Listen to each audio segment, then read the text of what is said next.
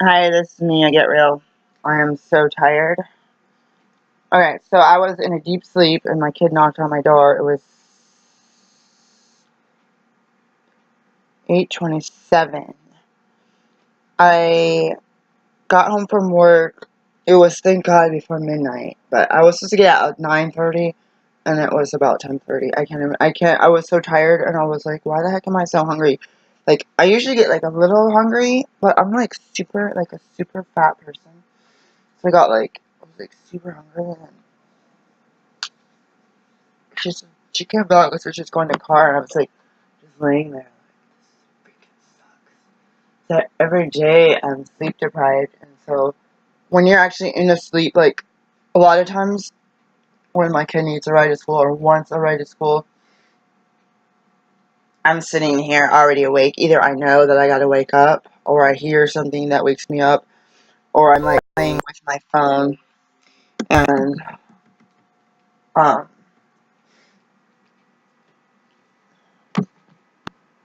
plays H.A.L.T on Subaru Forester. He got a 2016. Um oh my god, I'm not thinking straight right now. Anyways, I'm tired. I was hungry. I looked in my bag and I only had. I'm trying to get ready, ready to weigh in. I had 1.5 bananas in my bag, which is good because I only have 3 in the fridge. I've been storing in the fridge as like a major fruit fly. Oh, look at my weed telling me to eat bananas. I don't think you could read that. Major fruit fly problem this summer, so I started storing bananas in the fridge, and that wasn't actually that bad, surprisingly. For me, I don't like cold stuff, but I still had 3 flies actually. Probably because I had 3 bananas away in my trash. So I wasn't gonna wash my hair, so I was gonna braid it, but it's super dry, like super dry, and it takes forever to braid. So I'm trying to figure out. I've done this after my mom died and we were homeless. My ex was like, "I want to see what your hair really looks like," so I unbraided it and it all like completely broke off. So my hair was like this long in braids, and they were like I was a young person, so they were thick. And then it never has been the same since. And was there another time? I'm trying to think. When I was pregnant with my son, I think when my daughter tried to have braids, like short braids, and I was pregnant with my son, and my hair would he was born with really straight hair. Now his is like mine, which is weird. My daughter was just born with big curls, but now she has like just big curls. But I was like, I wonder if the DNA thing caused my hair to go straight when I was pregnant with my son. So it couldn't stay in braids, but it's so unhealthy. Like we had a lot of sulfur in the water and rust and stuff, and we had the water like my hair is like whack, dude. Like we had the sulfur in the water and all that stuff. Oh, I forgot to put that oil in my hair. And I gained like 2.2 pounds yesterday. It's ridiculous, guys. And rust and I didn't have shampoo. I should have rinsed my hair one day and it was like it all broke off. After I delivered my daughter a few weeks later, all my hair fell out. It was in braids and I rebraided it one day and I was watching TV and I looked down on the side of the couch for straight hairs. It was like this big ball of hair and I was like, holy crap. So I've had all these instances where my hair, and it's not uncommon for childbirthing. So my midwifery teachers would say you flatline, like you have a stressor. So maybe the whole labor and having birth, and then when your hair grows, like the inner part gets, I don't know. It's like it affects that time period. So many months later, your hair falls out after the stressor. It's like so many months later kind of thing. Like my cats when they get in fights with my ex would be like he would be like grabbing at them and then their hair would just come out in clumps. Like it was like, I got you, no you don't. My hair released and Hold on. And the cat was able to get away. So that seems like a really good idea. Like the iguana with the tail falling off. Oh my god, I'm so tired. It's not even funny. Like, I hate it. I was like, oh, it's so bright. I drive around, traffic. Oh, God, the makeup is half on my face. Okay, I'm laying in. Can you see me? I'm laying in. I'm gonna weigh my clothes at 4. I have on my Dickies pants, a tank top, a sweatshirt, and whatever this is called. Apron. I'm so tired, guys. I'm at the point where I'm just like, I don't give a crap anymore. So I don't have any extra jobs, and I wanted more hours at one job, and these people were like, you should cut your weekend job so you can work, be available here more. And I considered it, but every time I asked for more hours, or they said they could give me more hours, they kept cutting my hours. And they're like, we're cutting everyone's hours. It's like, so you're going to let the new people come in and get 38 hours a week, and then the people that have been there steadily get 36 scheduled hours, but I went from 32 to 28 to 24 to 20, and it's like, oh, there's no way I lost that much weight. Oh, heck no. There's got to be something wrong with this thing. Alright, no, bruh. I gotta reset this. There's no way. I'm gonna redo it. There's no way I dropped 9 pounds. There's definitely something wrong. Make sure the back is on. There's no freaking way. No, guys, no. Okay, look at this. I don't even think you can see that. Oh, heck no. Alright. So now I gotta put a plus 9 pounds. I'm gonna put a plus 9 pounds on my goal. Plus, I was like, oh, heck no. I know, I've been eating all dehydrated, my face is swollen. Plus 9. So I had a topic yesterday. This is the spaceship view. I had a topic yesterday. I am like, my face is completely swollen with, I am so tired. I have not slept. I hate those days. Okay. I'm going to end the body test and redo it. I had something and it had the word love, and I can't remember what the rest of the sentence was, and I'm sure I must have written it down. Let me do the body test again. I'm trying to think. Love something. Alright, so it basically was stemmed from the experiment and the pre-dating website. The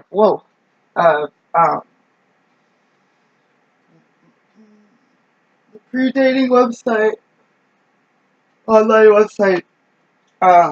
Your date is different from last time. Do you want to continue? Yes. I don't know what was wrong with this thing. It might have been resting in my exercise bike. Do you want to do it again? Yes. Before we start, you tell how heavy your clothes are. 4 pounds. I felt like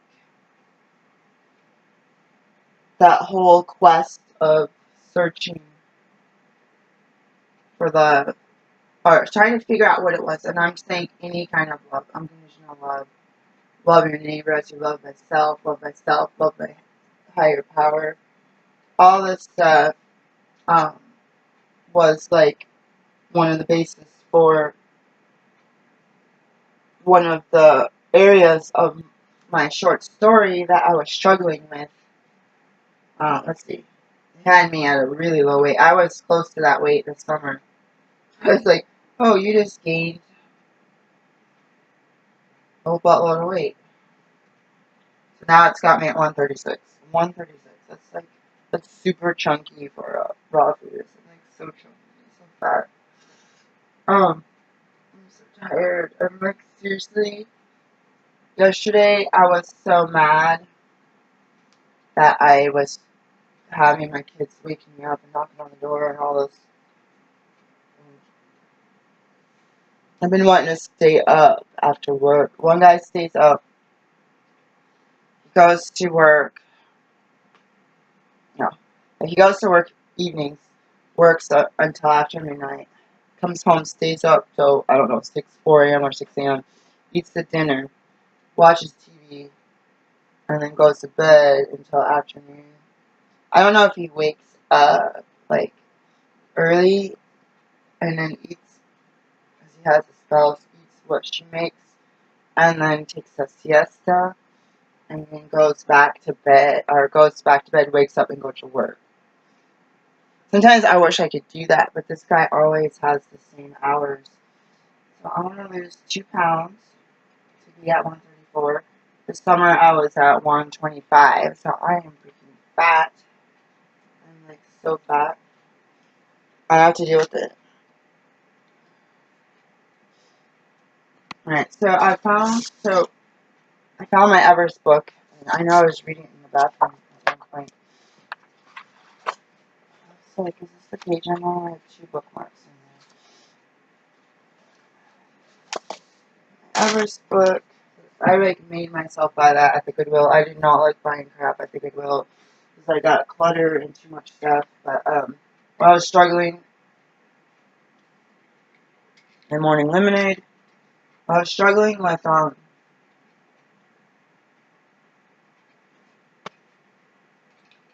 that's how thirsty I was. Woo! It definitely made me pucker. Okay, I gotta keep still. I don't know if you can hear me. I was struggling with getting released from abuse, and I got hooked on watching people climb Everest. And I got hooked on watching people pack the bag for Everest. I got hooked on watching people talk about the catastrophe at K2. I got hooked. I watched one Kilimanjaro.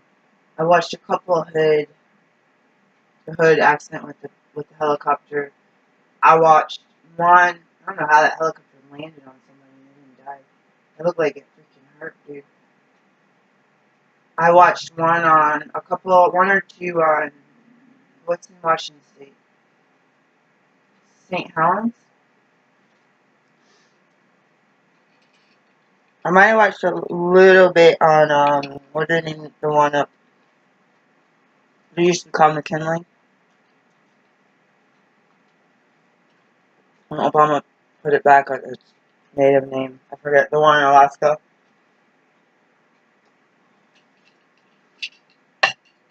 Mostly Everest, the top spot, and then K2 was the second spot that I watched YouTube videos. I watched about who's that German guy that would climb without I don't know if his name is Yuri. He'd climb without oxygen, and he grew up in the mountains. And I watched a few on Beck Winters, or whatever. I don't know if it's Winters or Weathers. Beck Winters or Beck Weathers. Because I just think winter weather, cold, frostbite guy who lost his body parts. And I watched some stuff with that lady from Norway who was in the K2 incident. Her husband died. I also watched a few videos on people getting clean off drugs. I don't know if I watched people getting clean off alcohol. There's something that was, most of them were from Europe. And people try to get in treatment centers, and one, they had the patients sedated, and they were like detoxing while they were sedated, and people in the comments thought that was cheating, because they didn't have to go through like the withdrawals and the whatever they needed, but they did have them isolated. There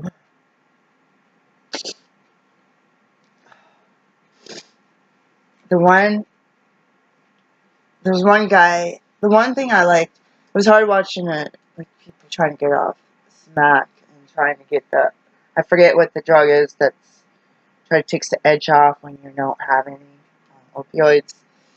I can't remember right now, but everyone was trying to hook up with their drug dealer to get that instead of the other stuff, but then they would end up having their dealers come over to give them, try to trade. Like one lady had a kid at grandma's house, like she couldn't take care of the kid, and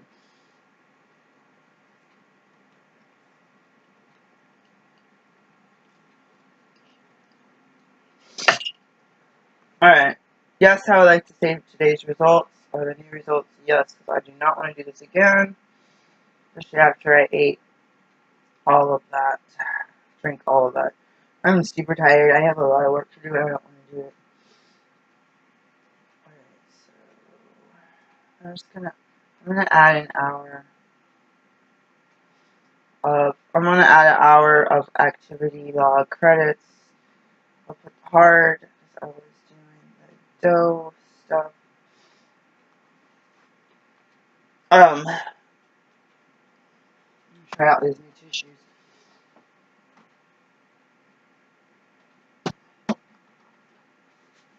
I don't know. It's like super dark in here, guys. I'm not sure. I'm trying to decide on whether I need to be productive and sit here on my computer and that was. I hope it wasn't a bug. It could have been. I want to turn the light on. I'm all paranoid. I had this. I had this book in the bathroom floor, and we had quarantine laundry and all this crap for my kids' room. I was like, can't open the bathroom door downstairs. I'm like, dude, we need to start having guests over. We can't have this. This is too dark. And I was like, our bathroom downstairs used to be one of the cleanest places. And now it is a disaster. And I'm like, washing, I'm like, this feels good. There's a super load of weights. And now I'm like, where are we going to put this crap? Because I have two to three more loads already waiting on top of the wash to go. Besides, the whole rest of the bathroom is my daughter's clothing. And I used to wash her stuff and try to put it somewhere. So I got this cheap facial tissues. My son complained about the Kleenex brand. Let's see. That's so disgusting. Something happened when I ate the nuts. It's so gross. I'm so tired. I feel like I don't want to go to work. I'm so tired. I wonder who's cooking for me today. I don't even know if I have a cook. Like, a lot of times I don't. It was a Thursday. It was super busy. We had no drivers. No cook. I had like one driver. And I was like, I am never, ever doing this again. And I don't know what happened. I was like in a really bad mood. And all these people around me were getting promoted. And I was like, you feel like if you don't like you like it, you want to do more. And if you could do that and have a stable schedule, it would be less stressful. And then it was just like super weird tasting. If you want it, and these other people come in and are promised a raise and to be bumped past me and all this other stuff, and it breaks my heart to be treated so poorly. And I just feel I walk in to these places feeling humiliated and just like a laughing, like the what do you call a laughing stock, like the person who's like everything up on her, make her feel like crap. And it's so much. It's like I want to just like walk off the job. And I don't think that's wise. A couple times with that other job, I said, even if you don't have kids at home and animals, you can't let these people push you back into the streets to live on the ground. You gotta freaking, like, hold it together. And,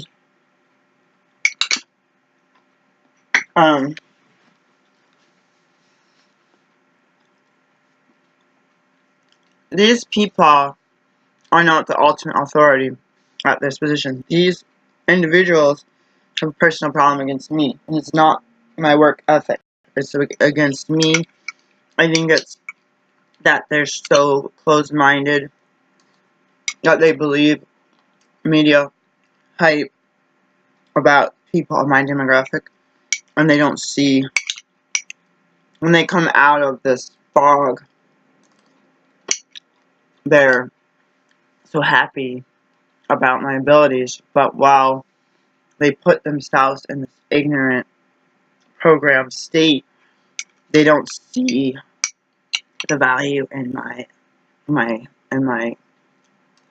ability to do the job or ability to be promoted up to the next job. So it becomes when I was volunteering, I was treated really poorly, and when I was at multiple medical institutions and other nonprofits, I was treated really poorly. My daughter, she's around, she would be treated well. Me and my son, for some reason, in the past, people have treated us poorly, and I hate it. My family is super smart. There's a lot of racist white people, and then some of these people, I believe, would see an intelligent black person and be threatened.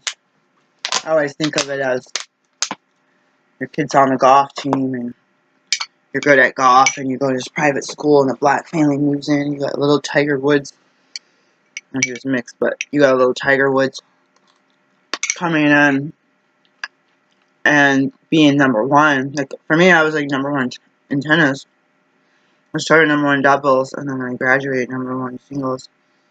I don't know how that happened. There was some strong, real strong women. None of them got pregnant. Oh, she graduated probably. I don't know what happened to the other one. What happened to the other one that was really good? I don't know how I ended up number one. Anyways, I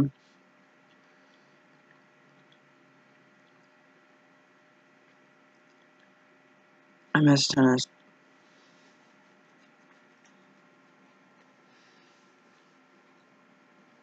Anyways, it's one reason that I don't really just give up on my job. And it's one reason why I don't just, looking for the cord to my computer. I don't give up on my job, and I don't give up on trying to...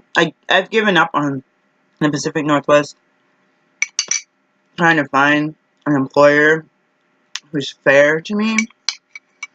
There's a lot of systemic racism and sexism, even.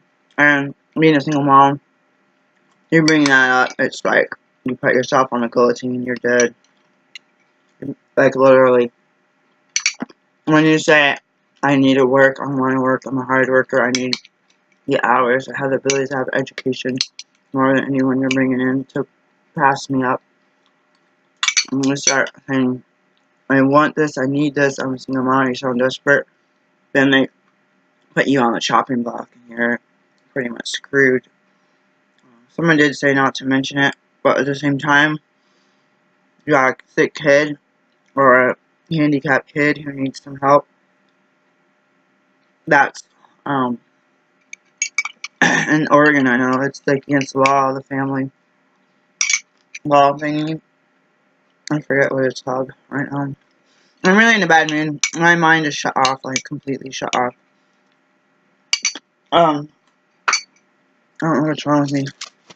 I think that the fatigue has just overwhelmed me. These probably clog my sinuses with all of the grain. It's like seeds, but I should probably make my own. Maybe I'll make some with raisins and use flax seeds. Maybe flax. Because this stuff could be dirty, like with wheat. Flax and just flax and raisins or something like that. I don't even care that much for goji berries. I woke up and then I started thinking about my buddy, and I said, God, and I haven't been able to rest my mind enough. I said, I think I woke up and nobody was knocking on my door, and I had been in that near dream state, and I said, God, I don't want to make another person like a god. And I think about people a lot, like including the person supposed to be my sponsor who disappeared off the place before. I felt like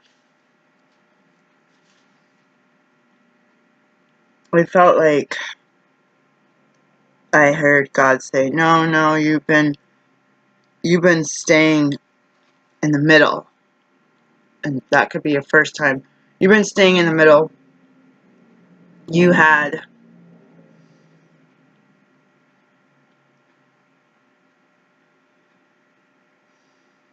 like prayed, meditated, read the Bible, read my AA books, my NA meditation book, gone to meetings, reached out for help, like journal, like I felt like God was like, no, you knew in the first place that because of the way life is going, you kind of tapped into that spiritual well.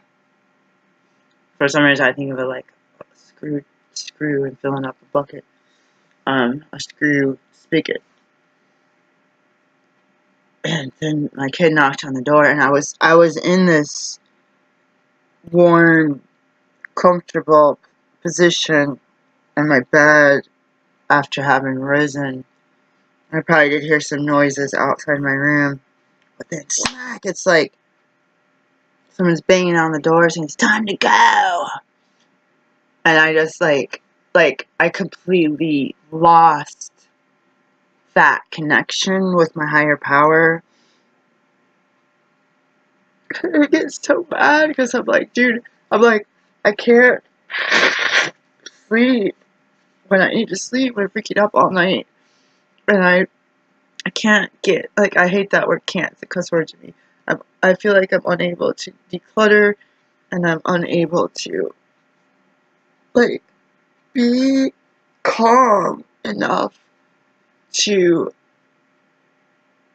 be able to attract friends for my life. And I know a lot of people over the years, they were really into their TV shows, they were really into Facebook, they were really into drugs and like video games. Like people weren't, if they were on drugs and video games, well, they wouldn't hang out with me or go to a movie or go to the park and play. It's just me.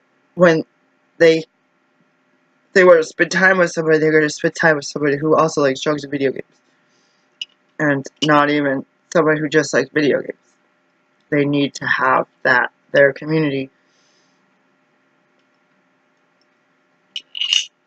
I'm going to text my friend because he's back in the Midwest. And I just got my phone wet.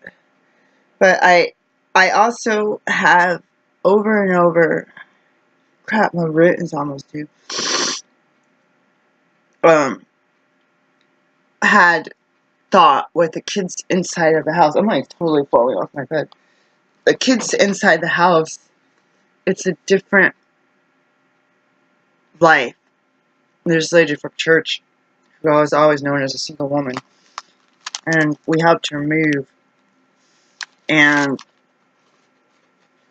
I don't want to say too much, but I cleaned out one of her storage places. And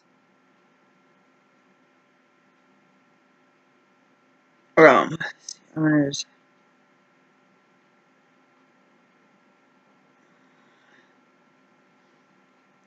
hello, stay warm, stay safe.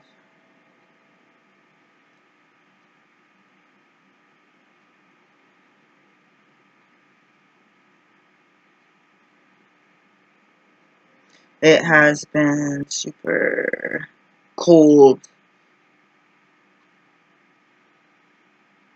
Right, did I spell it? No, I didn't spell it right, of course I didn't. And this person is working.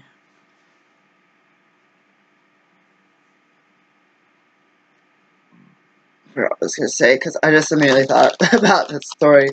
I was talking to my son about gender and they, people being called they, and then if it's a group, and you talk about guys, or you say, hey, you guys, or dudes, see you dudes later, if it's girls or boys, or they would say dudettes, or we had this conversation, like, we better shut up, because your sister's gonna be trying to sleep, and you're gonna think we're arguing. I'm like, in this place where there's kids in the house, and, oh yeah, so this lady, I cleaned out one of her storage areas of her house, of her apartment, and she was always known as single, and trying to get remarried. I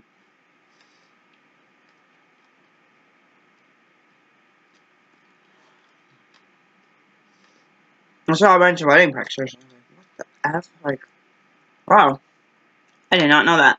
I thought I just were married and divorced and no kids. Maybe, I don't know, maybe she had kids when he has them. But she never ever said that. It's none of our business. But there was, in that church, this overwhelming,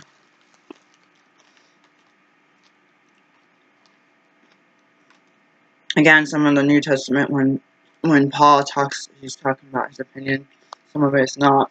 But we try to, just desperately trying to get remarried. People would scold me and be like, oh my god, you get divorced. God, it's the sin. If you get remarried, it's adultery. And we could be right. But I'm like, I'm thinking that, okay, I'm going to get married after divorce and have a sinful day, and the next day I'm already married, so move on and repent. But it's like, it sucks because in my marriage, the marriage was over before it started. It was like, he said, oh, if you're a widow, it's okay. And it's like, I wonder if she's kept that quiet in order to not be called a sinner because she was actively searching for a man.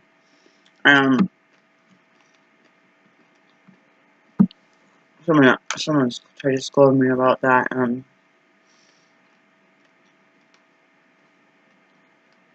Another person, one of her buddies, had stated, yeah, I was married and I got divorced. And she stated that God told her she was never going to get married again. And we had some Women's Day with some of these people, and some of the stuff that come out of their mouth, I was just like, so afraid of. I was in my 20s when I left my ex-husband. I was like, oh my god, it's going to be miserable. I'm going to be a dried up old lady that never got to experience an intimate relationship with a loving person. Like, I had this, law of attraction, I had this, like, sense of,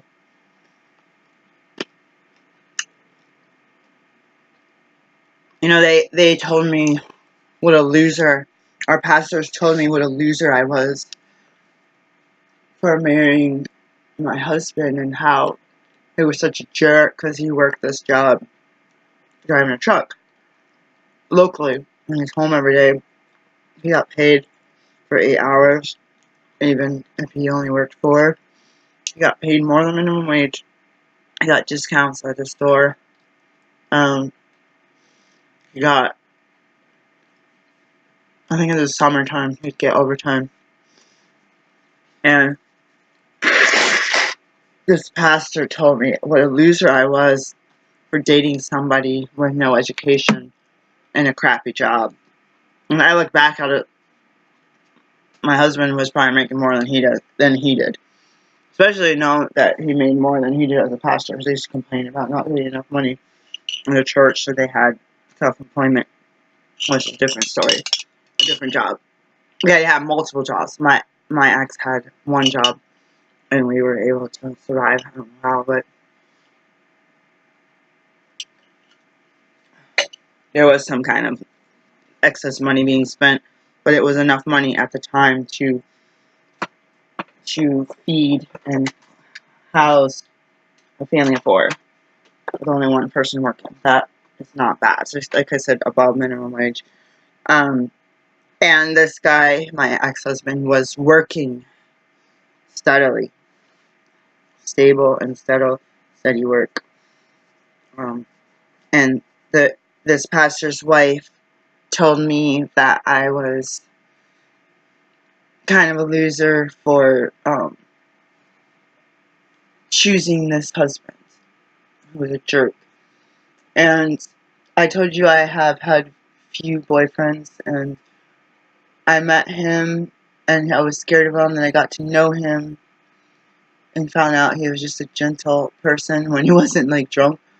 And we had a party at my house. I met him at a hot tub party in the backyard, in the parking lot of our house, but I met him at my house, and he was...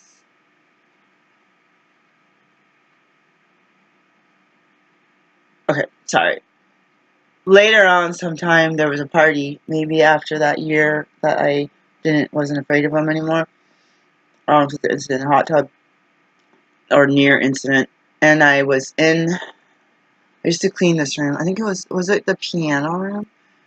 If it had anything to do with pianos, I was probably volunteered to clean. We had to do chores in that house. It was the room I cleaned.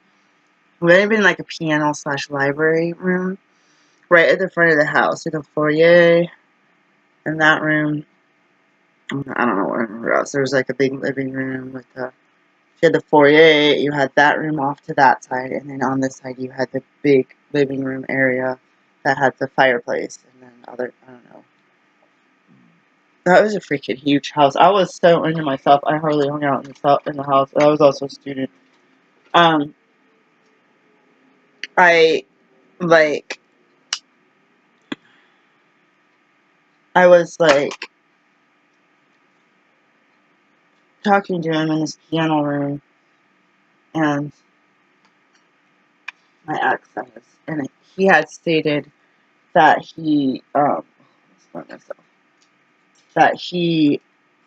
his mom had a brain tumor, cancer, and wasn't going to live very long. And I had stated that I found out my mom had leukemia. So it was like that point that we connected.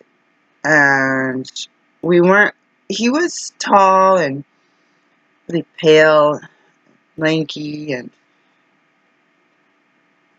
you could be intimidated by someone who had big hair, whatever, I don't know. Maybe he still had short hair and wore a baseball cap with his growing dreads. I was like, we were like talking quietly. We weren't like drunk, under the influence. Like, we could have been drinking a little bit, I don't know. Those type of parties, they had a lot of alcohol, but we were just like, he's like, oh man, like, I was like 20, probably, and he might have already been 23. I think he would have been 3 years older than me, right? God, my mom is dying, I don't know what to do, and I was like, crap, my mom is sick, I don't know what the F to do. Like, we didn't understand how to feel or how to deal with his mom's diagnosis or prognosis of being supposed to have been dead already. And we kind of bonded at that moment in time because we both didn't know what the F to do about our mothers. And the way our families were, our relatives, there was no support. It's like, he was the only child of his mom, and I was one of 2 children, and I was not having any grandma or aunts or uncles or cousins or anyone, older brother, come forward. And, all these people were supposed to be Christians, and like, God, I felt like when I was, well, not when I pray and meditate, if I hear God tell me to contact somebody or text them or leave a message or send a card or invite somebody to do something, God, I'm like so afraid that was a rock. I do what God tells me. There's a lady named Rachel Hickson, and she talked about the treasure hunt. Stop what you're doing. God tells you to go do something for another person. And I really appreciate, I have one of her CDs. I really appreciate that. I saw her at a conference. I really appreciate that treasure hunt. I had, there was a lady in church that invited me to church, and she was, a tweaker, She was friends with the other tweaker, and the lady who invited me to church started screwing around with my husband. This is the church I went to for 9 years, guys. And her tweaker friend, I used to hang out with him because I wasn't calling the kettle black here. And they had 2 kids.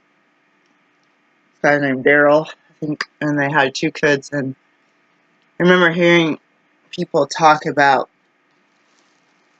this near incidents, or I think someone was praying for them at that time because it could have been a disaster, or to, like Rachel Hickson, you're getting ready to sit down to a meal at a restaurant, you're really hungry, you're traveling to a foreign country, you don't speak the language, it's skiing, it's snowy outside, it's cold, and God tells you, stop what you're doing, and,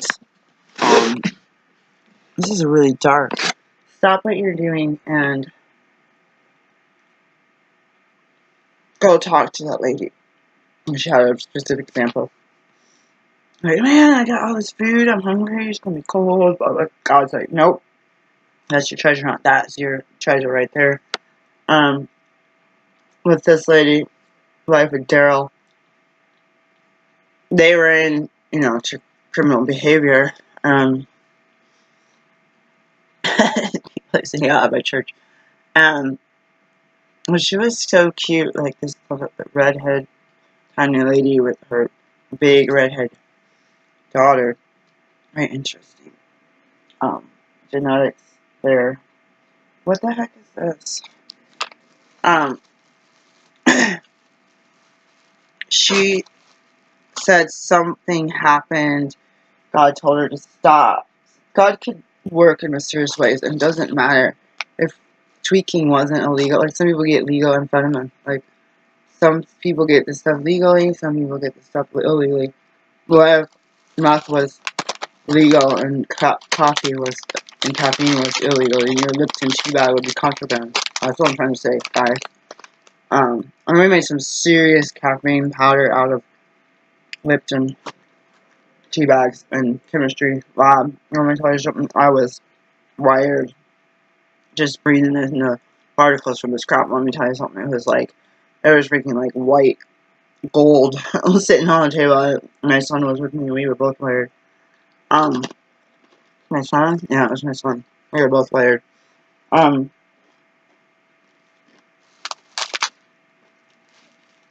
think she said that God told her to turn the TV off, and she did, that she stopped and prayed for her husband. I guess he was at some drug dealer's house or somewhere weird, and someone had a gun. Somewhere where someone had a gun, and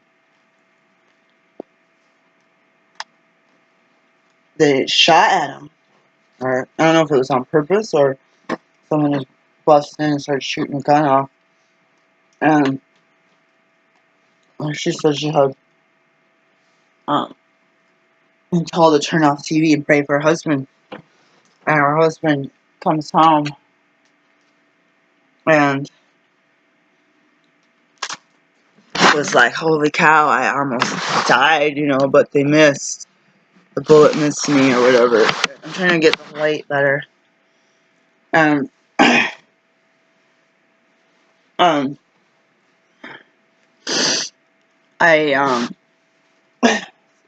bad. I don't know if this will help. This is not an Outlook, it's not working very well. This was one of, stuff from Harbor Freight is not always good.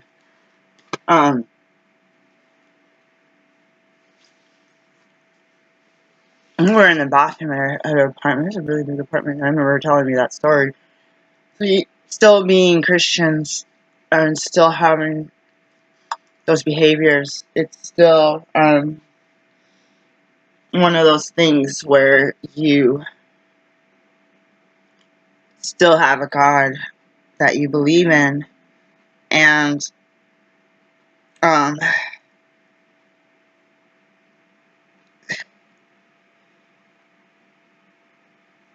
negative 17 degrees.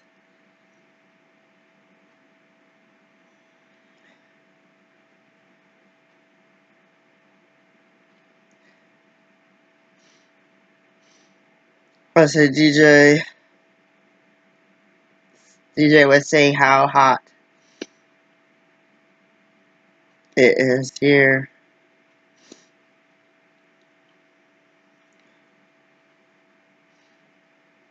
$37. Yes. 37 degrees Fahrenheit. Dang, -17 in Chicago, and then it's windy there. I'm gonna read out of these two books. I'm like an emotional wreck. I am so. It's just like last night I was mad and I was anxious at work and tense, and I was like hungry, angry, lonely, tired. Dude, you are hungry. You're freaking angry. You're freaking lonely, and you're tired. Halt. Like don't try to scapegoat people for your problems. Like you're your own problem. It's like telling my kids like I could put a sign on the door like do not disturb. Like sleeping like sometimes at night it's like my kids was always out like at night I would listen to music because I couldn't sleep and I was trying to sleep and the kids banging on the door busting in like oh that you're awake out on music playing. It was like no that's like my like that's like my nursery music loud techno in the middle of the night. Alright, let's read out of this book. I was really hesitant. I don't even know if I posted since I don't have the cover. I threw the cover of a book away the other day. It's gone now forever. Everest, Mountain Without Mercy. This is the National Geographic book.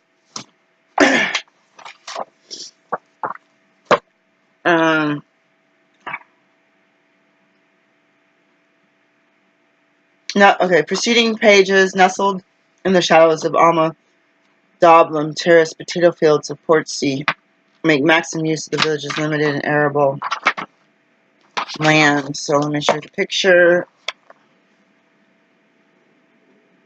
I don't know what these little. Is that the village? This is yeah, it's a faraway picture. So it's like, God, could you imagine? Look, it's so barren. Could you imagine being over there? You hear that?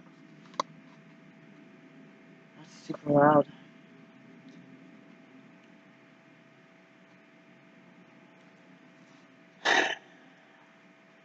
Alright, so this is talking about how much firewood they used in the 50s and 60s, and they banned the firewood, reforestation, nurseries, seedlings, the conservation.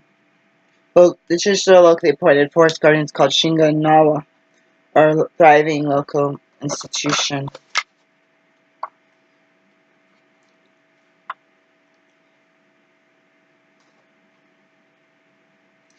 Gilt Colossus of Timbuktu, this 15-foot tall Buddha of the present, dominates the monastery's main assembly hall where the generally devoutly sought blessings on behalf of the expedition. Scroll painting in his home in Kathmandu celebrates Milo Linga Sangma opposite tiger riding goddess who resides on Everest. What did I say? Tiger? Tiger riding goddess. That's pretty crazy. Could you imagine riding a tiger? I'm just showing stuff in this book. Some of these books I don't want to finish. Oh, I misplaced this sucker. I could put it on top of something in the downstairs bathroom and I was almost underneath the washing machine. It's ridiculous. 35 years ago, Coburn had virtually no schools, medical care, basic amenities such as drinking water, approved bridges. Sir Edmund Hillary, who has devoted his life to helping shepherds of Salu Coburn district, knew that aid in the form of cash donation would do little help. Since 1960, his page 88 Trust has written money for a large project, all in response to requests by the Sherpas from their experience as traders, for which math. I'm like, I wonder. Oh, I turned it off. Skills and ability to draft business agreements are essential. Sherpa elders have long recognized the need for literacy. So I have this much left to read.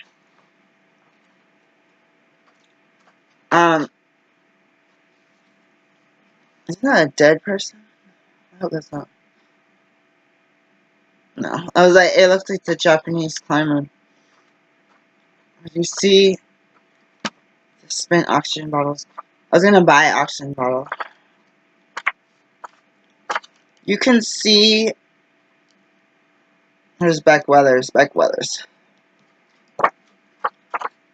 Oh yeah, this is the year that tragedy happened. Not in Mercy. You can see like the faces of death, not faces. That's a show I used to watch in the old days. That was disgusting. You can see the movies where people took pictures of the dead. Was that on Green Boots or something? That's just horrifying to me. It's like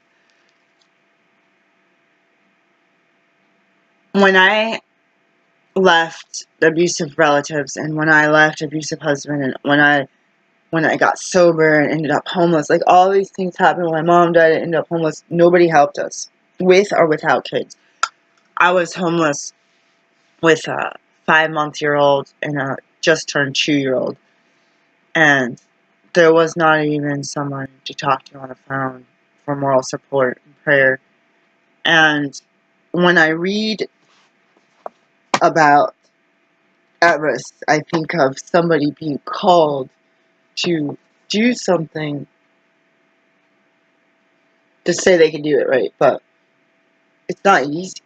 And you gotta train, and you gotta save money, and you gotta get sponsored, and you gotta take off work, and your family's like, what the F are you doing? And you think of Beck Weathers 3 times being left for dead. The people just pass right by you, because in order for them to summit, they can't stop and help you. They paid their $50 or whatever $1,000. They're in that window of when you have to climb Everest and come back before it gets light or before it gets too sunny, because everything's gonna melt and you'll fall off the side of the mountain or whatever happens, and the storms are rolling in, and you got these people, like someone called them out hood climbing, like a amusement park, waiting in line just to go. Let next person go, next person go, and it was super busy. It's not like you're out alone. There's 3 other people. There's like dozens of other people, and to lie down in the snow and still be breathing. I think he was above the death zone or in the death zone, and have all these. Imagine laying there with your face freezing off and watching all these boots and listening to these voices walk past you, and you don't have the energy, or maybe you did, to say, help me. And that dude got an epiphany and walked back to the camp and was thrown into a tent. And those guys were, I believe, at Camp 4. And at Camp 3, they need to get to Camp 3. They need to get out of the death zone fast. So they wrapped Beck up and put some tea in there with him. And they abandoned him and left him in a tent by himself. The wind was so strong that it put the tent into his face so he couldn't breathe. And he was yelling to try to get someone to get in there and help him get this tent off of him. That incense smells freaking good, dude. Like, I seriously have an issue with incense. Like, I seriously have an addiction problem. And they ended up... It smells so good. I used to not be able to sleep sometimes without that stuff. They ended up, like...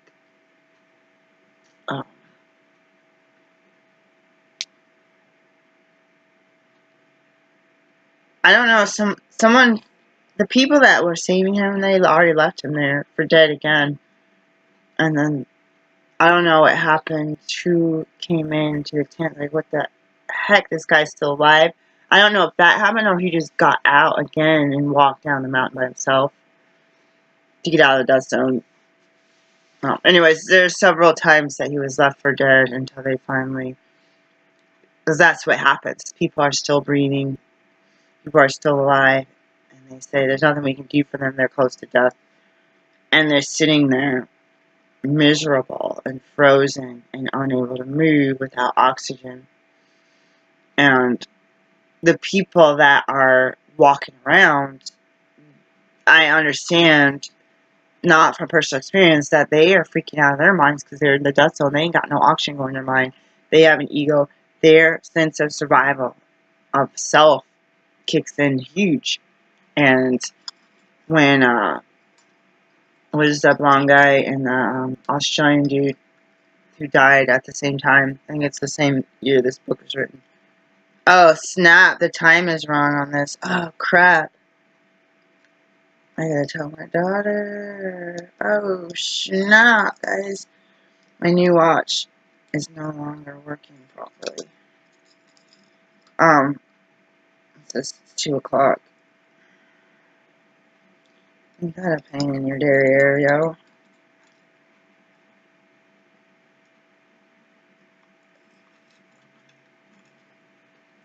The post guy from Seattle got a second try at climbing, and his captain of, I think it was Adventure Consultants. I don't know if it was Adventure Consultants or the blonde guy one.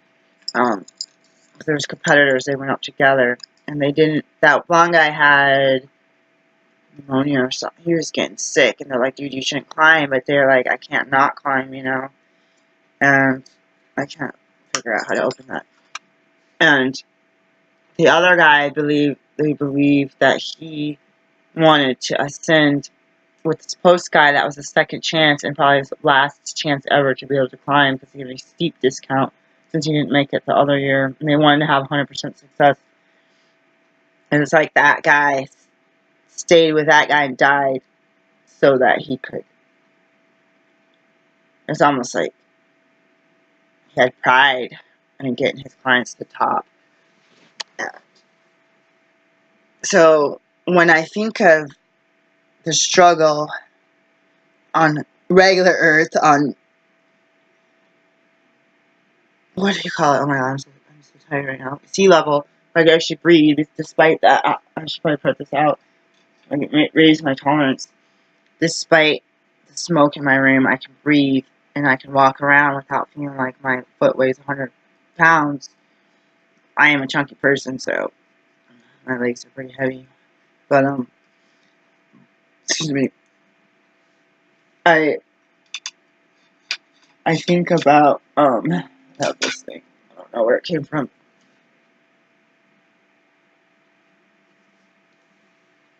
I think about, people say that's careless. Why would you risk your life? And why the heck would you do that if you have a wife and kids at home? Why would you, if it's was it 1 in 10 or 1 in 4? K2, I think it's 1 in 4 die. I forget the statistics. And the ascent, or the descent, is a huge risk. The ascend is a risk, but the descend is even worse because your body's on its last leg. You're not even thinking you got slushy, thick blood, no oxygen in it. You got no atmosphere. And you have really cold weather and really unfiltered sun.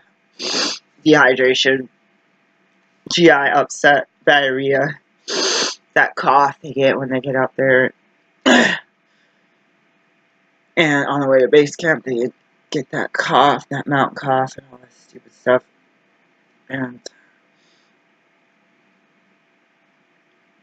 I think of these people saying, I'm going to make it, so close, I'm going to make it. And then, crap, I made it. Now I got to freaking get back down off this thing.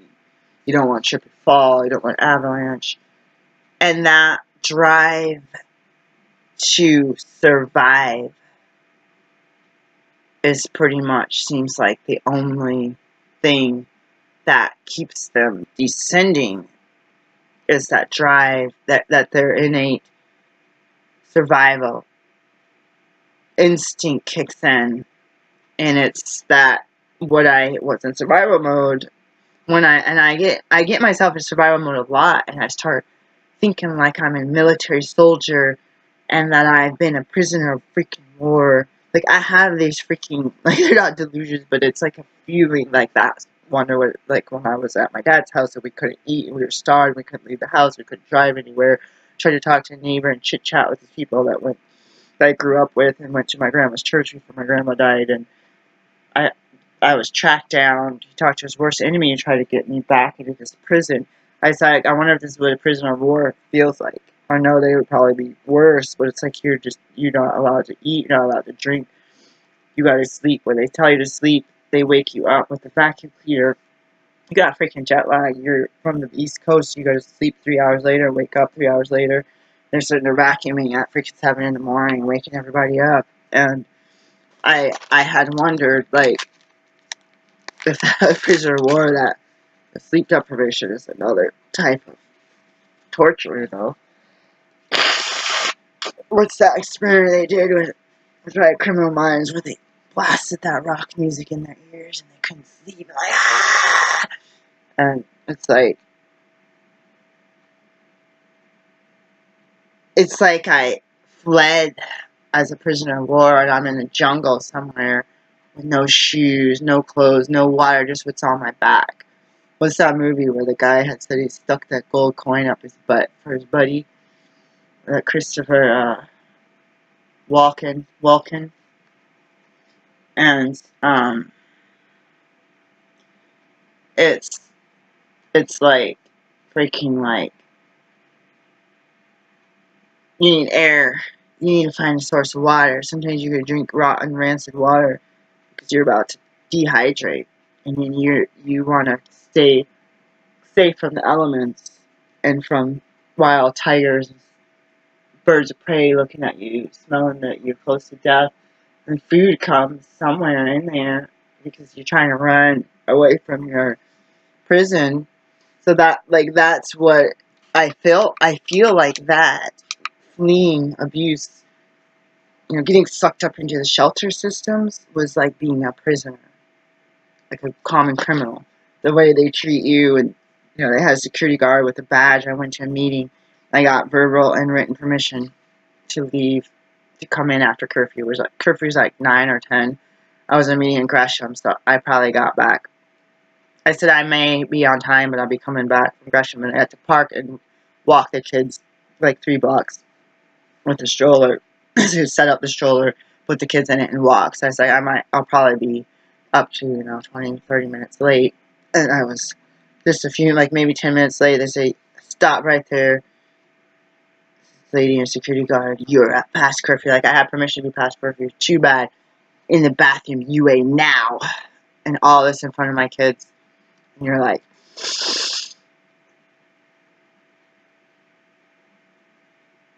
so it's like you flee one danger and you're pushed into this another type of prison and oppression and abuse. And people treat you a certain way. I'm trying to figure out what all these sticks are behind my door.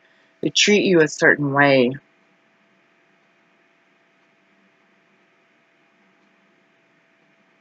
Because you're impoverished, and because you're dirty, and because you're black, and because you flee abuse. You're victim. You're all riled up. You're not clean cut. You're not like a princess girl getting out of a Range Rover with your husband or your date or your sugar daddy or your whoever is driving you around his nice shiny wax car, and you get out with your high heels and all your name brand clothes and your bleached hair and your nails done and your bikini wax everywhere, and you're going in to go see a show or go to a fancy restaurant. You're not like plush, like you're not like this. Oh, you see these women, you're like, wow, they're well taken care of, either because of their own self or because somebody's giving them money. Somebody somewhere is giving them money to fix them up. Fix up this little dolly woman to look like they need to be taken care of. And some guy mentioned on online dating, all these chicks that he saw that weren't attractive, they weren't messaging him back, and that all these other chicks that look like these princess ladies, he's like, I can't date someone like that. I don't make enough money to be able to treat this lady the way she needs to be treated. And I thought to myself, dang, I know I've never once had somebody look at me and say, oh man, I need to come up with some cash so I can treat this person right. Like that just totally shocked me, because I dealt with people try to swindle me out of the money that I had. They didn't come up to me and say, let's go out to eat, or I'm going to take you to a movie, like, not until, like, this month, or, like, not until this month at age 42 and a half, like, or almost half. I didn't have, like, I had people try to be like, oh, your money's yours, my money's mine, but, okay, by the way, give me your money, so I can spend it, because I don't already spend mine. That's how my ex-husband was all the time, taking my money and my personal items and tearing them up and selling them and giving them away. And I need a professional to get this apart. It's got a clip, like a thing on it, but it's not coming out. It's ticking now.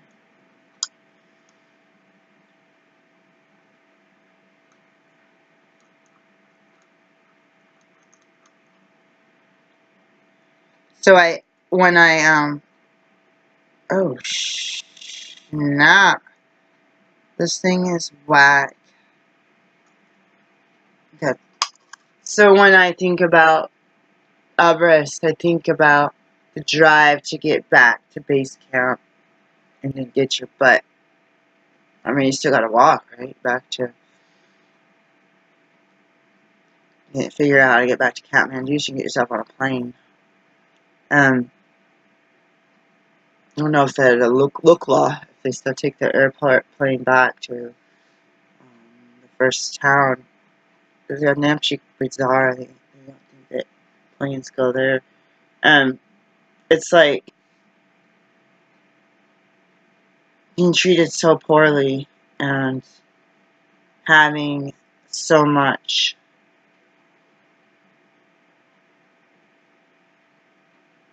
of the weight of the world on your shoulders that you feel like you can't,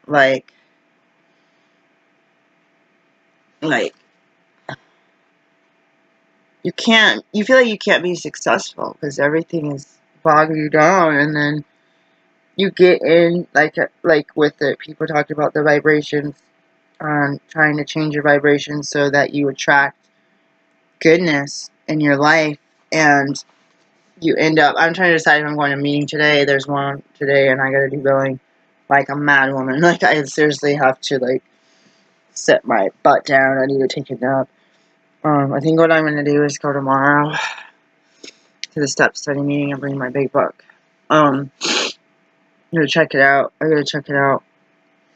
The only other option I have is to go. I could literally go to the 5:30 meeting and leave 15 minutes early. That's another option.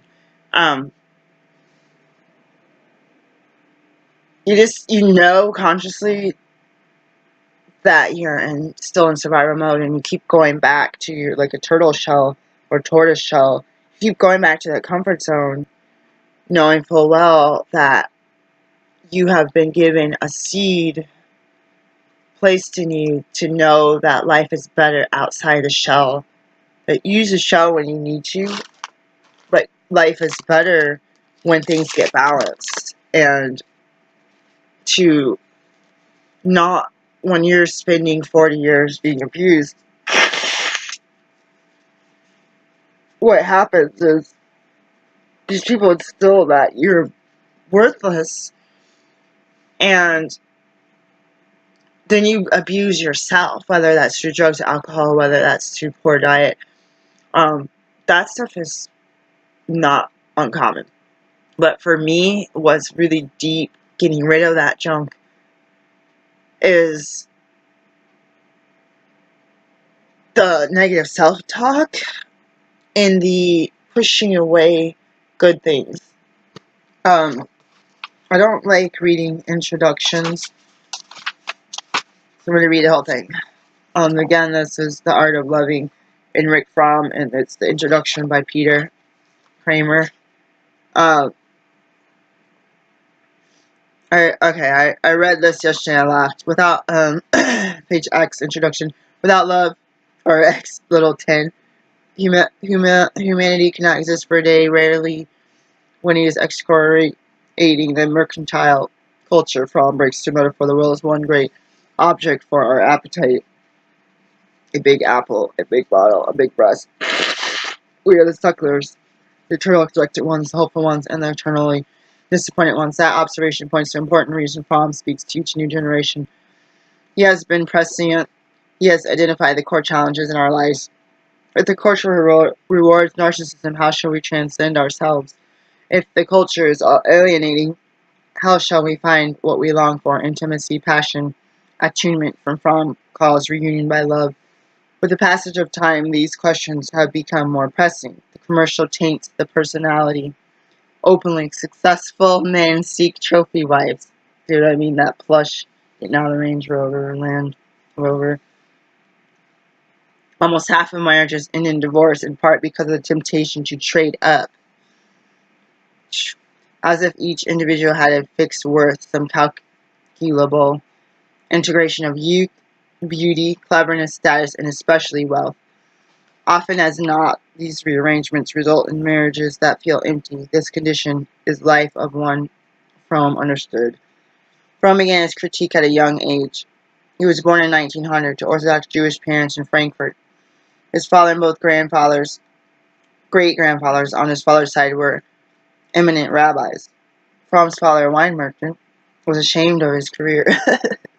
Reminiscing about his early years, Fromm said, "I found it as a child very strange people devote their life to make money, and I was very embarrassed when a man had to admit in my presence that he was a businessman." When Fromm was 12, one of his father's employees kindled an interest in socialism. Fromm's religious training exposed him to progressive ideas, the notion that a prophet must express himself through practice as well as words, meeting people's daily needs. But Fromm never felt fully comfortable in the Orthodox community. At age 23, he declared his opposition to Zionism on the grounds that nationalism conflicted with full humanism. At 26, to symbolize his break with the ritual, he ate bread on Passover.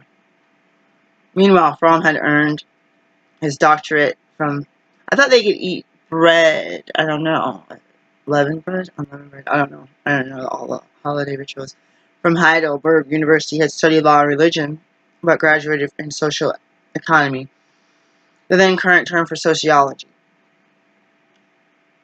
He had also met and soon married Frieda Reichmann, a psychiatrist 11 years his senior. Ooh!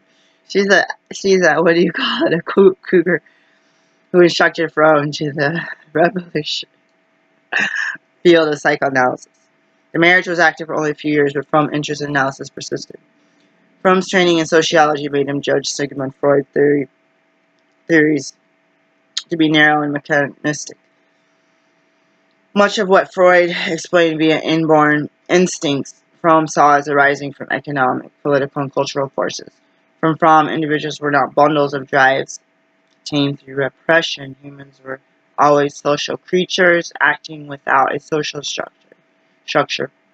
Fromm allied himself with Marxists and socialists in the analytic movement. His preference was for the early Marx, the utopian, who hoped that the constraints imposed by the division of labor could be reversed by a more humane economic system. Fromm's own formal papers concerned criminal justice, religion, and morality. As early as the 1930s, love crept into Fromm's studies as well. Research on patriarchal, sometimes it's separated by line, I get confused, and matriarchal societies, so patriarch and matriarch, men and women, led to consideration of differences between a mother's and a father's love for a child. In the shadow of Nazism, Fromm wrote about authoritarian governments and their tendency to produce sadists. Much earlier than Freud, Fromm saw the potential for disaster in Europe. At the invitation of the feminist psychoanalyst Karen Horney, Fromm visited the United States in 1933 and then immigrated. Though never uncritically embraced his new country, by the 1940s, Fromm was writing in English. In America, Fromm's critique of classical psychoanalysis sharpened. In 1939, he wrote that Freud sees man as an animal coerced by his instincts but domesticated by society. He lacks all categories of spontaneity such as love, tenderness, joy, and even sexual pleasure, as far as it is more than relief from tension. To Fromm, the analysis job included understanding character as a response to cultural forces such as the alienation from self that Marxists see as inherent in capitalism. As for the practice of psychoanalysis to confront the separateness that is the burden of modern, perhaps all life, the therapist Fromm believed must not be neutral but intensely present. With the publication in 1941 of Escape from Freedom, Fromm became a celebrity. He had tried to make sense of how humans use their individuality to joining of authoritarian systems turning to destructiveness, or in an egalitarian nation. Webster, my friend, where are you? Cultivating conformity. Individual psychology, he declared, is properly a subset of social psychology. Humans always live within relationships. Fromm was popular precisely because in the age of again, it's like separated by a line. Ideal something. He is not an ideologue. He took what he needed and enthusiastically from Judaism, Marxism, psychoanalysis, and later Taoism and Zen Buddhism. But Fromm was finally a humanist. He worked at the task conscientiously. For the whole of his life, he devoted his mornings to activities that could not make money, to study and quiet thought. Later in life, he supplemented I wonder where he got his cash. Contemplation with maybe just work night jobs like I do. Contemplation with political action, taking leadership role in anti-nuclear and anti-war movements. Fromm was a lover of people. He had intense ties to the major figures in psychoanalysis and his social sciences: Sandor, Ferenczi, Z. Harry Stack Sullivan, David Reisman, and Herbert Marcuse, among many others. His taste in women was eclectic. After separating from Frieda Fromm-Rickman, Fromm had an affair with Horney. He was linked to both Catherine Durham and Martha Graham in the New York dance community. He married the photographer Henny Gerland in 1944, was devoted to her until her death in 1952. The women were much older and much younger, homely and beautiful, white and black, cerebral and physical. What they had in common was strength, brilliance, and intense involvement with what they cared about. With the great love of Fromm's life with Annis Freeman. She was a lawyer's widow, an American Southerner with an interest in international politics. In his mid-50s, Fromm courted her with mashed notes, kisses, and avowals of devotion. He continued in this vein for 28 years. What? It was this committed and passionate relationship that set the personal context for the art of loving. The book draws on the whole Fromm's experience. We are social creatures made anxious by our separateness. The culture offers false and easy means for addressing our anxiety through sameness. It invites us to consume the same goods, work at the same jobs, adopt the same goals, defining ourselves through conformity and insignificant nuances of difference. But if we lack the courage to be individuals, we will never achieve love. Let me read that again. But if we lack the courage to be individuals, we will never achieve love. Since love is union under a condition of preserving one's integrity, love is not taking out of insecurity. It starts in giving of joy, interest, understanding, humor, sadness, of all expressions and manifestations of that which is alive in us. From Fromm, love is a rebellion against the commercial ideal. He has particular contempt for glossy magazine articles in which happy marriages look like corporate middle management. The smoothly functioning team, he writes, is the well-oiled relationship between two persons who remain strangers all their lives.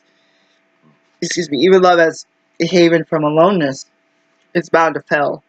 To love at all is to be engaged with humankind with eyes open. If someone would want to reserve his objectivity for the beloved person to think he could dispense with it in his relationship to the rest of the world, he will soon discover that he fails both here and there. But if Fromm is a critic, it is only to save principles that might also be called American. Fromm sees love as an aspect of autonomy. He takes the admonition to love thy neighbor as thyself. And you gotta love yourself. If you hate yourself, you hate your neighbor, right? As evidence that the love for one's own self is inseparably connected with the love of any other being. From Fromm, this paradox is a dialect of individuality and merger is unavoidable. Today, some couple theorists would go farther and say that autonomy is too masculine a value. To feel incomplete without another is not a sign of weakness, but of full humanity. But then Fromm sees to anticipate this viewpoint. He sees the couple's oneness as an ideal, and not just oneness with the other. For Fromm, even erotic love, seemingly exclusive of all outside its narrow bound, loves in the other person, all of mankind, all that is alive. And then Fromm explains how to do it. Like religious faith, love is a practice. He describes its elements: the discipline, the concentration, the patience, and the mastery of the art. Who must we be? What attitudes must we hold? Like freedom, love demands courage. Love is a capacity we can develop in ourselves. And then even if the principle underlying capitalistic society and the principle of love are incompatible, we can find space in which to act. These conclusions ring true. They transcend the mid-century conflicts Fromm engaged in disputes within socialism, psychoanalysis, and the rest because Fromm transcended them. Why has the art of loving survived? Because we know that Fromm is on target, that we cannot find love by ascending lazily to the seductions of the culture, nor will it do for us to oscillate between complacence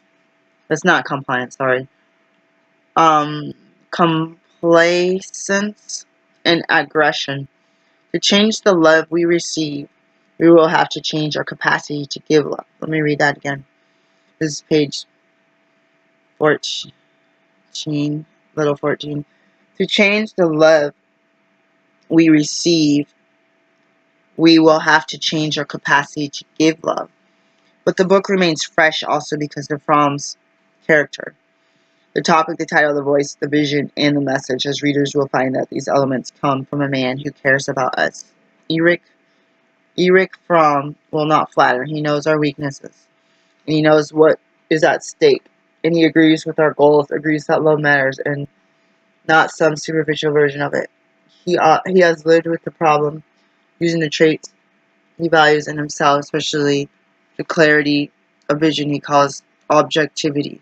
Finally, if we celebrate the art of loving after 50 years, it is my bookmark.